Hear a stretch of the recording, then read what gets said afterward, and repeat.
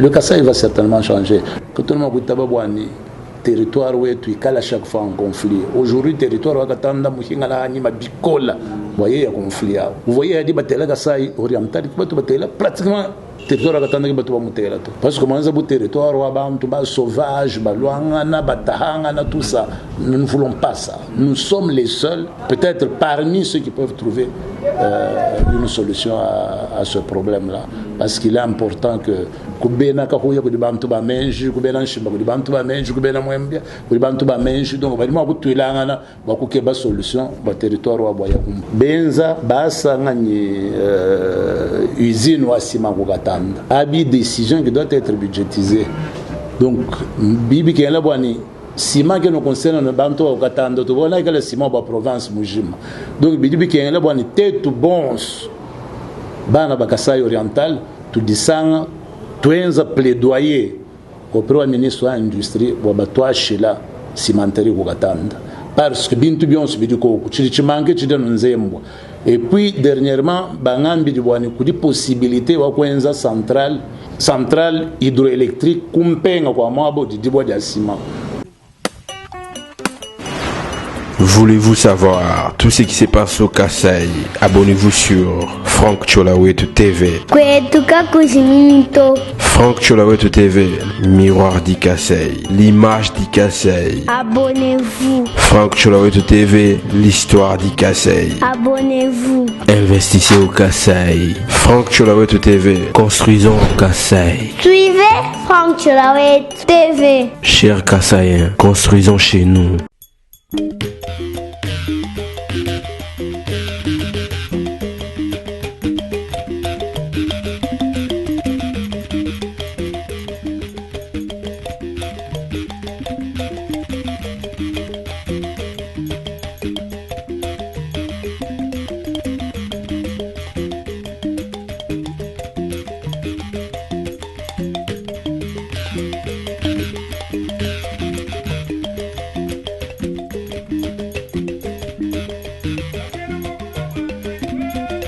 Atene mwana bwange atene mwana bwanga bwanga wabatoba bwamanye mwina kalamba mugwa mugeni mugale ngatombelelo watangidikwa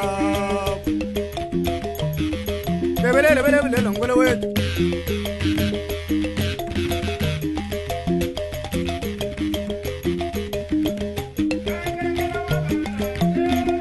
kangelengela wabagalanja kangelengela wabagalanja mugaji wandumbegene kusombela mwabu wandumbegene kusombela mwabu lendo lesula biria muya gatekela mwabu mwama mwende heulu achisasa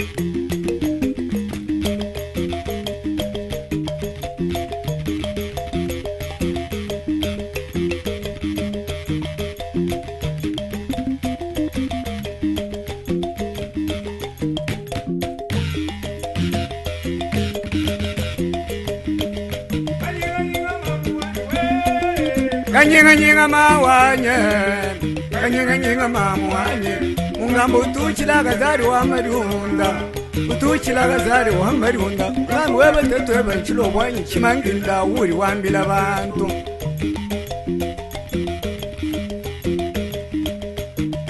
bele webele bele ngolo kwetu mama yumbanga na kibanda kuntendi hwega kumatumba mwenji waringa kufa uri wabala wafo wahinga tele shabe ninga bahayi manje kuno mulilo bolubwayi bolumwa matumba ni musungayi bolo yabuvo bwenze kabishi mbwa matumba ni musungayi mafo bumvanga ne dikeme mutoko akatula mwa musungayi yekwambile musungayi ndinge bambalasa wakulala mutoka mumwende ni bino mushetu musunga kwambila imutoka wana wanyinda kukabyene ni walo angashana nishala kwambila abantu banye musunga kubigila imwero wa chondo kutulo mwa musunga yani mbigirila nyimba kwa ndoba yakubigila bina mpwanga ni bina kaheli ni mugolo bilanje poyo mugenyi akondoba kutule ni mumelenga musunga kwambila iba kwa ndoba wana mutulo munemwemu mutande byarike meni lyanyina uruke bambalasa wakulala mwende ni bantu bende bina musheti so ayino ngambulo mushihoye tuyaye kubula bobo bina swaka tuyaye bwaga tahamichi bwaguye kwasambalasa wa mutogeo bagondo bagungwanga nebo wambule buga bambaga mbuyi muleka bende bamwimba ngoma ni byondo magaji bende bamwombelanga sha maba fika mulabo bobo bina swaka magari batahamichi balonga hanshi ekutahabu michi bisumburi kumini mwanda mugulu musunga ikwamile ibantu benda twasegerera baninga bani atwaye kwetu nuriya mbusho agashi ba mugondo bagwamile bumusungaye wakini tofu ninzale nungu mumuguno wabina swaka weni bulunde bwe bahabu yahe musunga yina mahashi kufunda muganda washi muntu mugwa wabagwanda basi ndakumpele mulunde wanyumba amatumba gazari wabine shimba ngere ngwani muganda kweshambwa amatumba gazari mbwa matumba nyoba le muganda yani bwa bulelele bulunde mwanye mutula mulaba bwa bina swaka ekwamile bene shimba la mishanshi mabitembwe tenta nyaga mona bulunda bwanyo bene shimba kula mishe bushima bitembwe tenta kuva balambe ni mingu muni mitete mela ndunga ekwamule bumbwa matumba gazari batangile nende kubula bwa bina swaka baba yile dia bakwaloji kasongo chibamba fumo abakwaloji ekwambile mbwa matumba gazari alugile kwebenye buloto muto mubi cyana nuyaga butogani bantu beba mbwa matumba wagabenga cyaka songo chibamba wamani mema nyaga monani bulunda bwayi kasongo chibamba ninda kumulunda hwanyi mbwa mbile bwa rusalwani kare ho afufu ni bine leba mbwa matumba kutunguka ni lwendo yo bwela mulaba bobina swaka ambule mesu kumana bulunda bwenda busomba naga ekwele imusunga imoyi kabamba kamuyimuleka wetu moyi weba musunga ibishale buhuwa naga mbwa matumba kugonga musunga wachinyinga kweli moyi wabenye kuri ni chinshi munda mwebanye musunga ikwamile mbwa matumba gazari bintu ebirintu ilubiri mpelela kadi kabyana ndambilo mumwa wigale bumulunda wanyi ngalala ninzala munwani mbwa matumba ni menshi bomwa kumanya nasha namanyi bwali watu mumuganda angatani byakuduheshe binirye ngini milondi amale mitegeleko musunga yikulekele chishi bamule byakudi kweshe bagwandoba bagadi bali byakudya kali mala agayava bwanga bwawo otule bumulondi amala agayamwa abawo mweri amala kubanga lyela mala vere ntente kweshe musungayi mugwa vere kweshe mbwa matumba gazari mala chisungu kuba kwateo anu musungayi wakabanga bulako uhenda mbwa matumba gazari wamani kaweka bigafika kafwana kali abulo kweseka amali bano ngabikafu malanga mikwateni kuri uru utelebe chibengwe nchashinga mbwa matumba ningachi mubi mufika mufwana lyabulo walunga kutwalili byakuli nibine lyeba kali wenye mwaba kwandobeo muri wabinye mangole bya mhumayi uri nibingala nyongo musungayi kwenu kalwene ni mwaba nasha ngelenga mwari wambwa matumba ekwambile ibine shimba ambula ingoma yetu yayi kwetu wali mwabeo kali bulako bakabenga chamwari uhalubanza chishi kwate chibusungayi ekwata mbwa matumba gazari bakuhangana bakuhangana batamunse bala batamunsamba bambula musungayi ekamwarisha koke chibingu kulila chikudu bina shimba bafinyi nyama chanana ani dibanga lyamukana kayina shini bukole mtukile bukulu musangu mwibili bakuhangana batamunse bala batamunsamba bambula musungayi ekamwarisha kabili koke chibingu kulila chichachini na kalenga mwari wambwa matumba ekwambile mbwa matumba gazari teka shikoku mikolu musunga yakufina kuhenda bwalu niri balunda mbwa matumba wakabenga wamani mema muntu kene mwakumfina nasha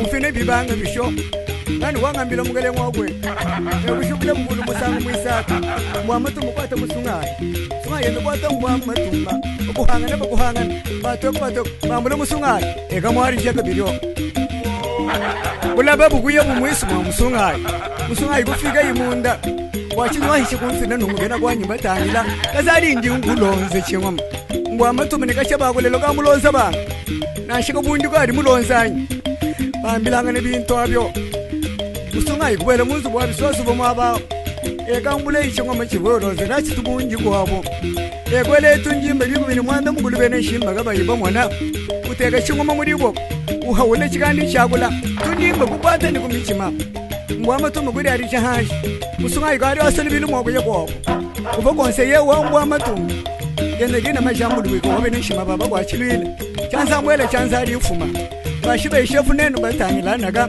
kari hato ayo kwetu tetu kamba bishi yekulonde bumusungayi usungayi kwa tani kulobo ametele likumi ekumwele bulubili ni asa kumasala kwa nyunyu buye bakuhori ufuma ikwate mulubari usungayi kuri ari chahashi bakuhula mwele kukosa muto usungayi wakafila hashibanza yekwambule bumwama tumu makazari batangile nendo mubula baba kokanaga kubena nchimba baba fika mpindi mubi banga munganga kabala hobene mishoyi munganga nyawutangile kubyamu bya batoka yani ngabyane mwakukumba nansha wali to muntu kwatani kumichima mwambula yakafila kwa bukubena nchimba mutu wakavumbenga mwabondo mbwa matumba kasari wali vumu muhala mwabo ari asa mwabo yekwambule bumwa matumba kasari batangile nendo mwabo mubi nchimba baba fika mbina nchimba kuva mutebo bushita umwana w'umusungayi umuye gwendagana mu bindi nshimba bene nshimene kwataye umwana w'umusungayi tushinga nenda mbwa matumba kazari mbwa matumba chivuni moyi wakagandika wamunilegera umwana w'omulunda uhanye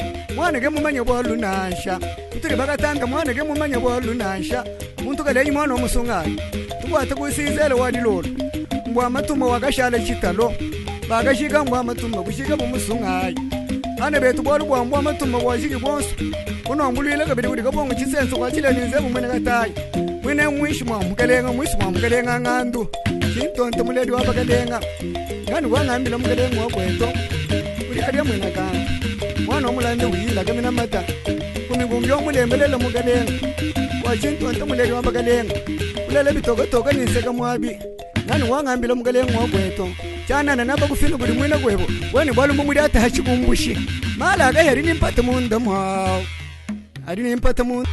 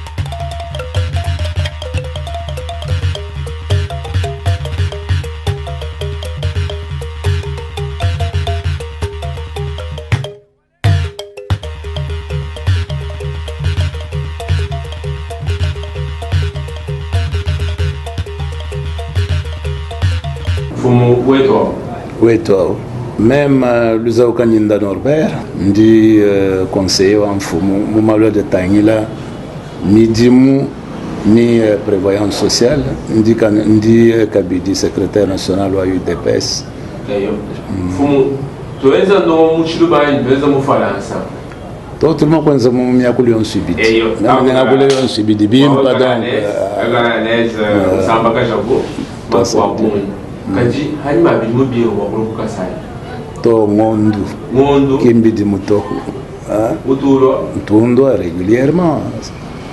régulièrement toni havoma weja gouverneur ndoni ba investisseur wo sukali mona ba investisseur mona donc chene balu to tansa gede wa moni kasai nkafwa kadini lutatu bantu badi bakenga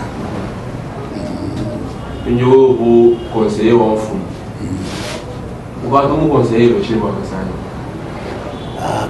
kadi sindi candidat gouverneur ndi candidat gouverneur okay ndi candidat gouverneur bwalo ndi mona lutatu di munemu mushindo di bantu kibaika bidini midi muto mushindo di bantu bakenga hani mufika munemu nimusanga na bana betu kibaike bidini mbidi itu votumana nayo nanga bana babakaje avumana babakaje kali ma 15 16 ans vo samina moyi bantu bakebo bwana musela kadi handi mona lelu bana babakaje bons ba bidimi bikabito tonu kudi ko mini mwanda mukulu banyana bons mvomuka visiter ku ngani ku Eastem utangi le bana babakaje badiko ku yemu kwambele bondo de 23 ans oui tabato il n'y a impression non et au moins on a choix 12 ans donc après on va me dire qu'il a d'ailleurs ni docteur Mugabo nutritionniste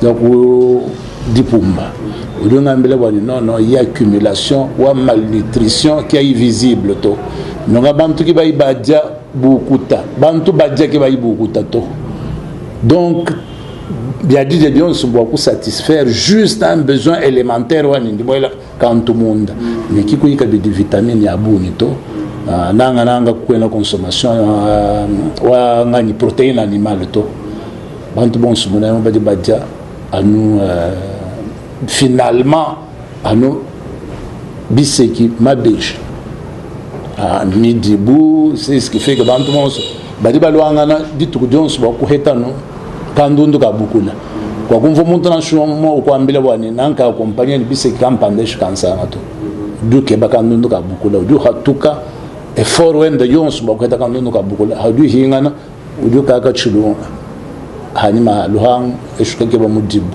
donc il faut kwenza effort bakure habitué bana betu kudija ja munyinyi et pour ça donc nous envisageons wa kwenza élevage kwenza kabidi les pisciculture pour intensifier mon tournage. Ça fait partie de mon programme.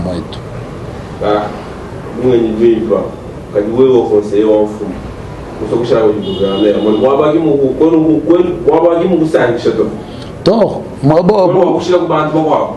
Donc, quand vous conseillez, c'est Modibo Impabicole. Modibo Impabicole. Mais le problème, vous conseillez, c'est que quand tu es un exécutif, oui, mais le gouverneur est un exécutif. Donc, vous devez avoir ta décision. Vous devez réfléchir, puis vous avoir ta décision ou y exécuter. Mais vous conseillez, tout un notre technique, à toute la direction du cabinet. Quand tu as une possibilité, tu te vois bien. Conseil campagne tout va filer est-ce que mobwela mubintu bien son bidi cabinet ga considérer bon ma priorité ani est-ce que mbibwela to donc c'est très différent ou me kala responsabilité wa exécution ou me kala responsabilité wa conseiller lui qui va te gauche confiance wani ulo wezi chintu wa kukasa chihachi chifuka chitanju kwa izeka tukasa chitu changu izeka chintu chihachi chani kwetu Munemu Mukasai oriental province wetu udi enclavé haudiwenda munemu kweno mwana na shimwa ba umwa wa uleja bwani tukadi balwangana bwa tout désenclavé province wetu to c'est ce qui fait que bintu bionse bidi bifika munemu hanu de tenir compte du différentiel de transport bidano ni prix kala très élevé par rapport wa mishinga di miaba mikwabo. Moi, par exemple, l'essence. Quand on a d'essence, on fait une station, au lieu de coûter 3800 francs. Coûte une essence, ça veut dire à peu près 2200. Différence, ça dit, en tout cas, bicole en coût de transport. Du coup, enclavement, c'est-à-dire difficulté de faire essence, par exemple, moi, tout le monde. J'ai dit, on a des essence, on fait comme on mushinga, on bande bicole. Tout dit, il y a un problème au moins. Mungani mu ciment ku Kinshasa ko di bantu ni revenu moyen muikala bwabuni bikola muhita revenu wa motu munemu mu Kinshasa ciment odi autour wa ma 8.9 8.6 dollars 8.9 motu munemu ciment odi plus de 22 dollars boachini parce que province etu odi enclavé. Tout là, quand tout le monde est fort dans Chumouani, tout le monde se va diriger province, ben ça beaucoup là bas désenclavé tout. Boalou quand tout le monde a ma machine, ma traque, atominion tout tout nena, tout va utiliser comme moyen il y a des enclavements quand on a tout le monde mon moto quand on a tout le monde a mis sous lui tout ma ba toto alimakuya na chini bintu bionse bidimu bidikibibi mwana kama mon moto udi mwana bani na chibière moi tout mon mushinga mo banda bikola kuchinsansa bière bidi en moyenne autour de 2000 francs mais moi tout mon bidi autour de 6000 francs tout ça moi différentiel de transport mon voit que le chino bucha sima wa katanda simantero wa katanda aso de wena shim c'est notable wa chino no kwa kula kukwenza mushindo wani mijimu ya katanda ibawa ya yo sima c'est vrai que tout le monde plaidoyer bois ciment abanga boani benza basa ngani usine wa ciment ko katanda abi décision qui doit être budgétisée donc bibi qui est là boani ciment qui nous concerne no banto ko katanda to bona que le ciment ba province mujima donc bibi qui est là boani tetu bons bana ba Kasai oriental tu disanga tuenza plaidoyer au premier ministre de l'industrie wa batwa shila cimenterie ko katanda parce que bintu bionse bidi ko chimanke chida nzembo et puis dernièrement bangambi di bwani kudi possibilité wa kwenza centrale hydroélectrique kumpenga kwa mwabo di dibwa dia ciment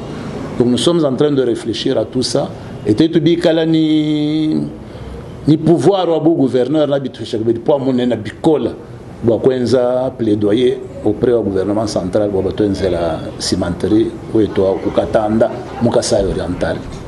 Quand on va baluba aïba Kasai bakaba mbani wa tout voter binyo gouverneur aïba tout tabo gouverneur ku Kasai ikani do hankumbu shema wodi hankumbu shema ngadi sitemul hangulwani sitemul hangulwani mwabe ndine lukwa bugabidi ha pépinière chama jubanga jasa to lo ha pépinière ndimulula ko kadi bidumbito kumanda mukulu chivo mwindire bani ya kandire ba memgo ya kalula to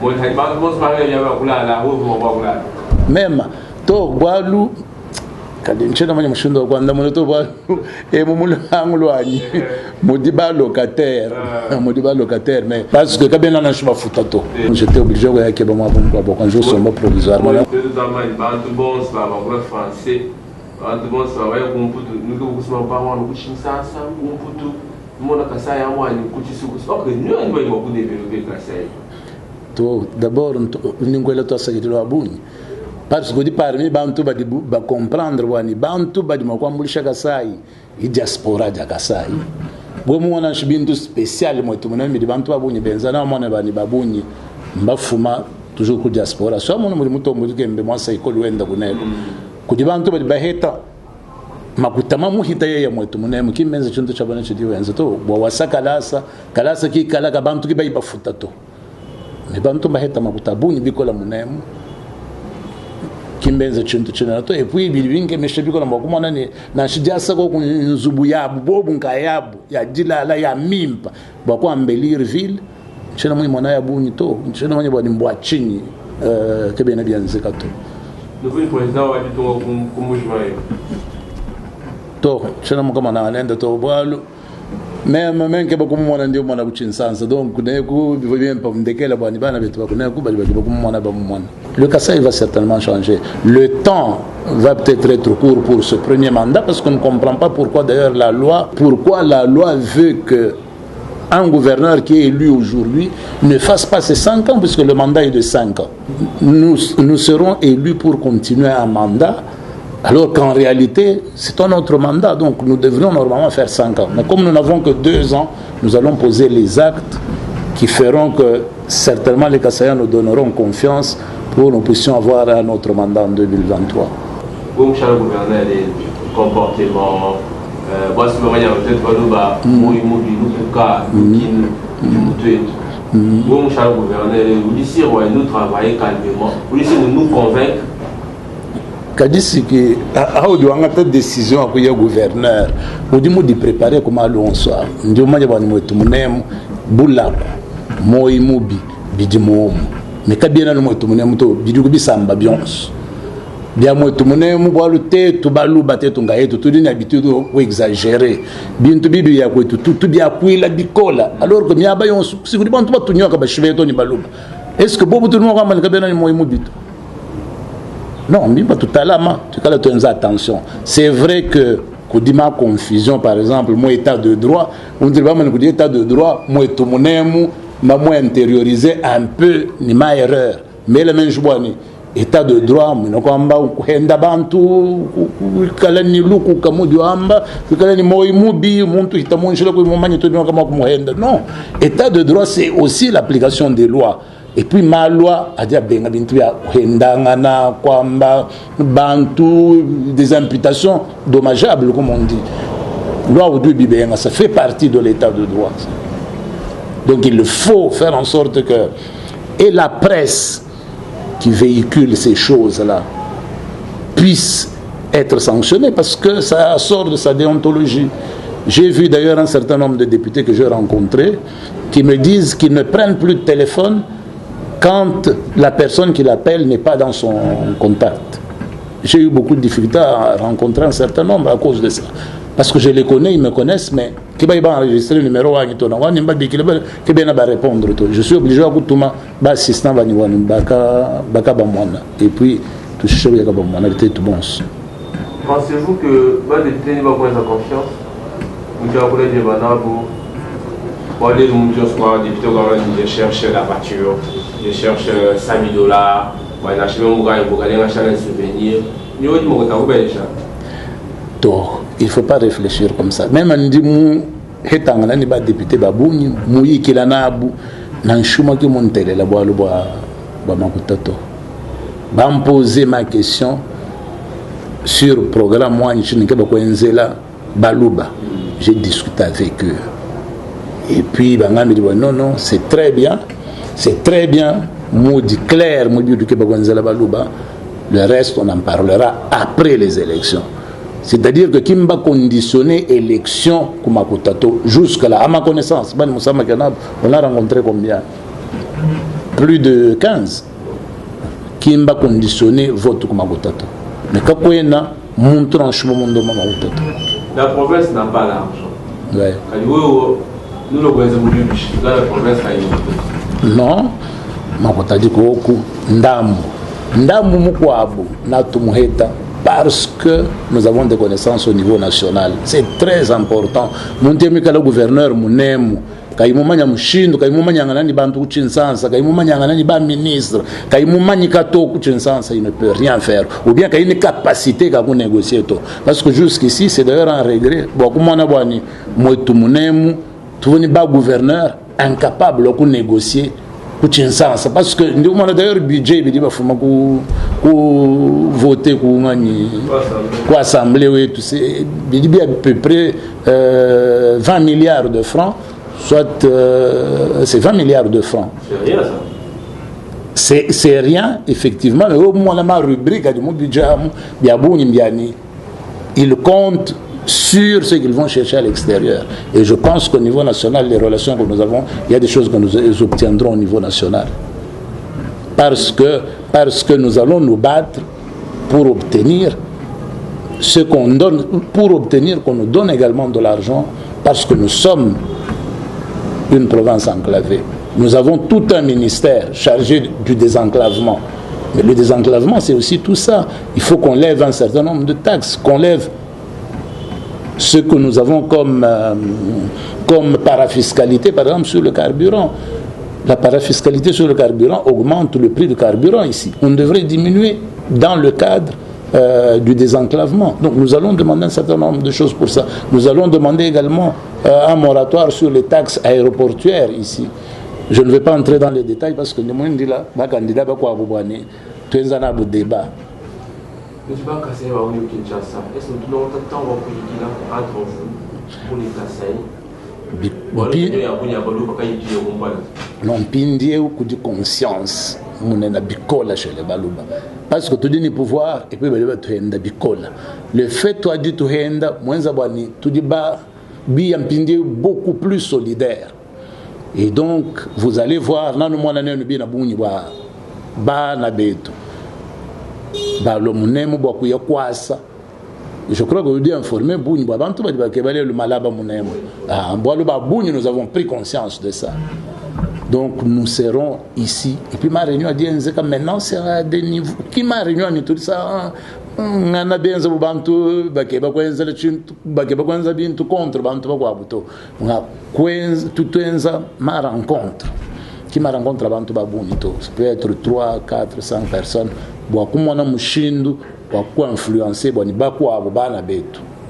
Badi un peu mu diaspora wa luturi babuni bamana mushindo wa ku réfléchir en termes de Kasai wa munu bana di président mu munemu ma délégation ma fumatoni ko mputu parce que c'était une occasion wa bantu babuni bia ku mwana munemu kuli bantu babuni badi bakolela balelela kwa benda et puis bakolela kwa benda badi bakinga na bakuye ku mwana bani mutu munemu mudibi shinchi nganchu tu mokoza munemu babuni badi très content badi bamani mutu munemu di ma opportunité abuni bikola parce que c'est pratiquement vierge ici. Je suis économiste de formation et j'ai enseigné l'économie pendant longtemps.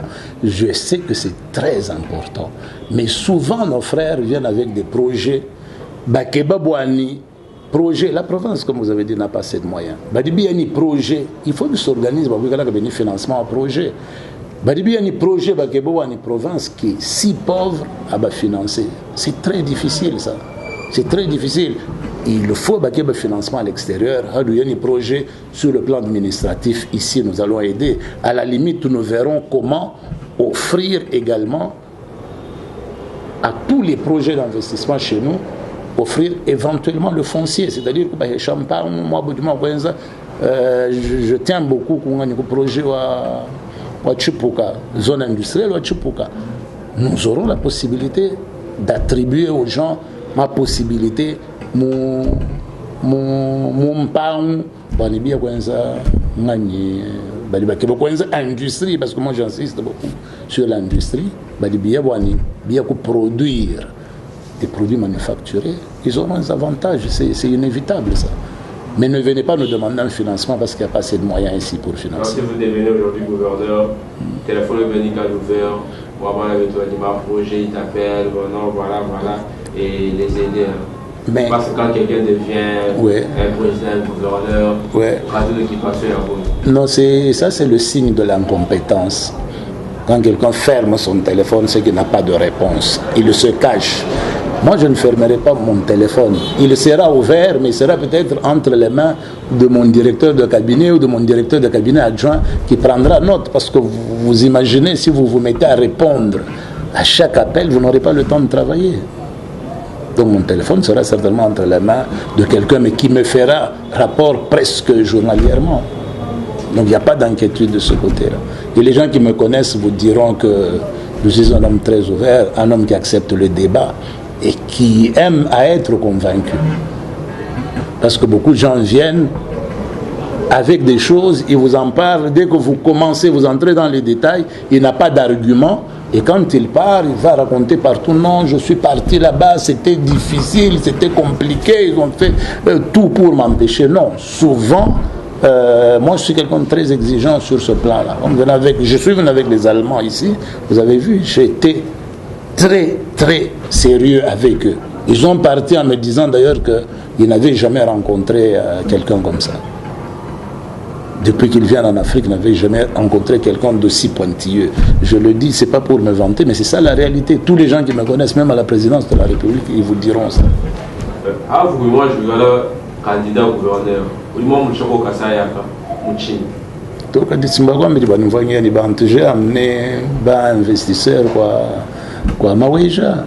Hein, parce que pouvoir vous voyez qu'il y a peut-être DPS, mais quand j'ai venu au pouvoir, j'ai amené ici des projets. Des projets, mais quoi, ils vont a dit là, bon, ça n'a pas marché, mais Kinshasa m'a récupéré. Tu vois, Kinshasa m'a récupéré. Bon, moi, là, par exemple, un projet d'immatriculation à ma plaque et à ma moto. Parce que, on va plaindre pour voler à moto, mon bicola. Je lui ai amené un projet qui allait être financé pas par la province, mais par les Allemands. Donc, investisseur va récupérer mon achat à plaque. Tu vas d'ailleurs étudier même ma possibilité. Mon chien a moto et dit bahana monem Mouikal a déjà pris la plaque. Na moto c'est de boila munemu.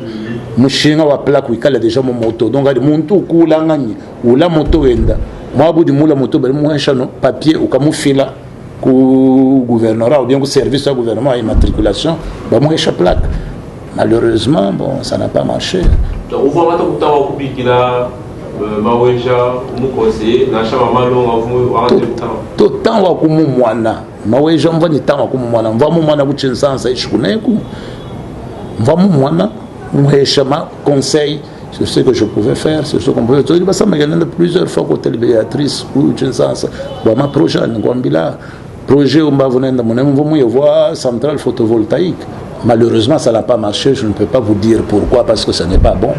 Mais ça n'a pas marché. Mais en dehors de ça, qui m'a mis en bas de télévision. Ça, c'est que là, moi, si tu m'as dit que a échoué, on va peut-être remplacer. Non. Alors, moi, je monte tout à Kassai, Annie Kassai. Toi, c'est que là, j'ai dit à Degel, ou à toi, fait pour Degel. Là, je me dis, moi, je me dis, quand c'est mon moment de calme, tout quoi. Et puis, mon tour, moi, j'ai vu Biloumboabi. Mon tour même. Parce que tout dit neutre, mon problème, on soit.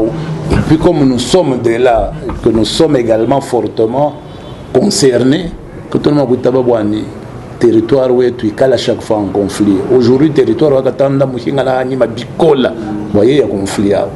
Vous voyez, il y a des batailles orientales, pratiquement, territoire où tu es en parce que dans le territoire où tu es sauvage, tout ça, nous ne voulons pas ça. Nous sommes les seuls, peut-être parmi ceux qui peuvent trouver une solution à ce problème-là.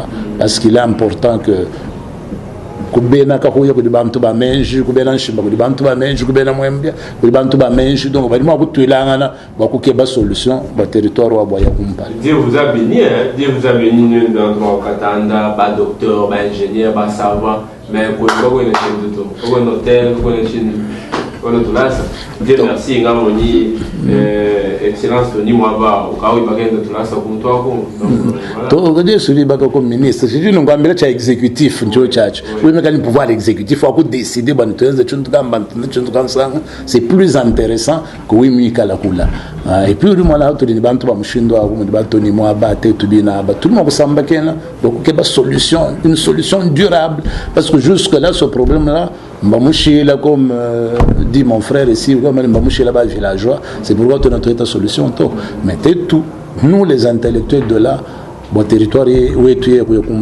il faut être intellectuel tout de mettre en avant tout que la solution bon le bien c'est qu'en tout cas au milieu au 21e siècle c'est vraiment humiliant donc Ndindo Mbaba député provincial Banganza confiance mon situation de province je suis l'homme de la situation donc Banganza confiance Ndindo Mbaba de population à Kassai oriental Banganza confiance tout dit réflexion une nouvelle sagesse pour le Kassai oriental tout dit une réflexion pour province ouest nous ne ferons plus comme les autres parce que nous avons la peur de l'histoire et la peur du jugement de l'histoire.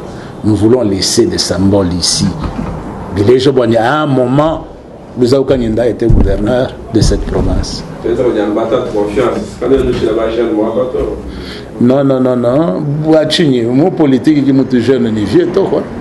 Est-ce que vous dites jeune ou vous comparer, tu sais que doit Moulumba. En tout cas, oui, on met le 14 millions. Pourquoi le 14 millions? Vous voyez, c'est un projet d'urgence pour Kassai oriental. Vous voyez, 14 millions, si on fout là, il y a kacha. Et tout le monde connaît là immédiatement. Il change le Kassai qui est tout bon, tu vas pas être à 14 millions. Même tu vois que tu as calenda modishi to. Voilà, nous disons la calenda modishi. Nous disons supprimer caractère historique ou à école ou du 5e président Moulonga. Ou du 5e président de Moulonga. Tu vois on mouhula to.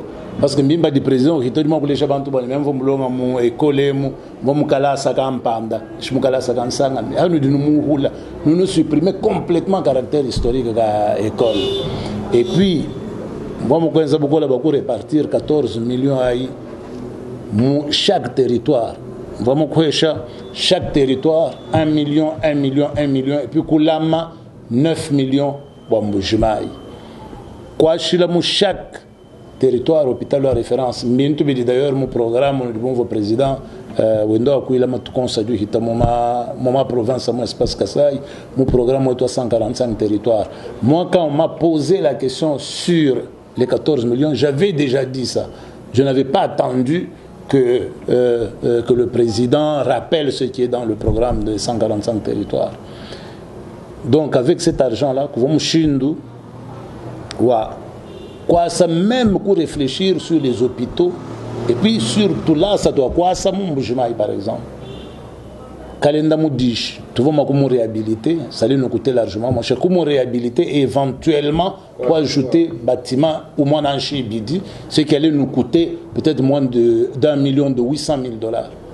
Tu vas me école Mikwabu de référence, école de référence. Bon, les ballons bikala, chaque commune en Mbujimaï, ni école à référence. Bon, qui bika di bana qui bika di bumuka, mouéou.